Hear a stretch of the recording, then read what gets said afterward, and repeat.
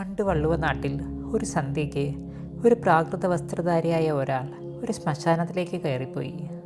അന്നവിടെ ഒരു ശവദാഹം നടന്നിട്ടുണ്ടായിരുന്നു.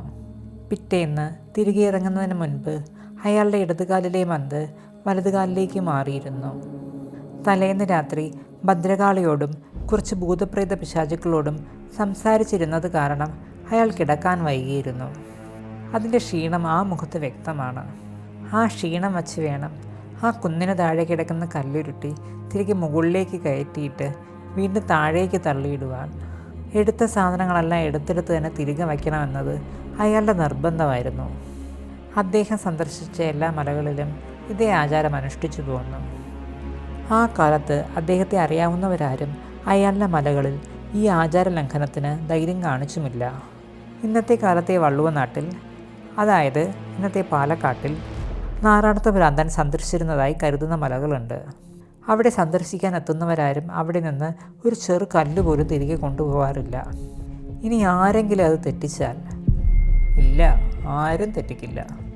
അങ്ങനെ ഇരിക്കെ പഴയ ആ ശ്മശാനത്തിനടുത്തായി ഒരു കിണർ കുഴിച്ചുകൊണ്ടിരിക്കുന്ന ചിലർക്ക് ഒരു പ്രാചീന അസ്ഥികൂടം കിട്ടി.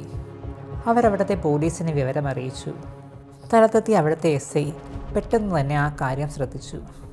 തലയോട്ടിയുടെ നെറ്റിയിൽ ഒരു തുള കിടക്കുന്നു. ആരോ കൊന്നിട്ടതാകാമെന്ന് അവിടെയുള്ളവർ അഭിപ്രായപ്പെട്ടു. പക്ഷേ ആ തുളയെപ്പറ്റി SIക്ക് അറിയാമായിരുന്നു. പഴയ ഒരു ചികിത്സാ രീതി. മാറാത്ത തലവേദനയുള്ളവർക്കും പ്രേതബാധയുണ്ടെന്ന് സംശയിക്കുന്നവർക്കും അന്നൊക്കെ തലയിലൊരു ദ്വാരമിടുന്നത് പതിവായിരുന്നു. ഈ ചികിത്സ കിട്ടിയ മറ്റൊരു കൂട്ടർ മാനസിക നില തെറ്റിയവരായിരുന്നു. ഈ ദ്വാരത്തെപ്പറ്റിയും ആ മലയുടെ ചരിത്രത്തെപ്പറ്റിയും അറിയാവുന്ന അയാൾ പുച്ഛത്തോടെ ചിരിച്ചു. അപ്പോൾ ആരോ ആ ഭ്രാന്തനെ ചികിത്സിക്കാൻ ശ്രമിച്ചിട്ടുണ്ട്. പക്ഷെ മാനസിക അസുഖങ്ങളുള്ളവരെ മാത്രമല്ല, വ്യവസ്ഥാപിതമായ സമൂഹത്തിൽ നിന്ന് മാറി ചിന്തിക്കുന്ന മഹാന്മാരെയും ഭ്രാന്തന്മാരെന്നാണ് വിളിച്ചിരുന്നതെന്ന് SI ഓർത്തില്ല.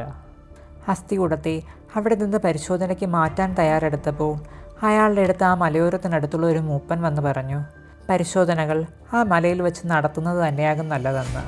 പക്ഷേ അത് കേൾക്കാൻ അയാൾ തയ്യാറായില്ല. അയാളുടെ സംഘം അസ്ഥികൂടമെടുത്ത് മലയിറങ്ങാൻ തുടങ്ങി. മൂപ്പന് സംഘവും അതെടുത്തെടുത്ത് തന്നെ തിരിച്ചു വച്ചില്ലെങ്കിൽ നാറാണത്ത് ഭ്രാന്തൻ്റെ ശാപമുണ്ടാകുമെന്ന് അവരെ വിലക്കി.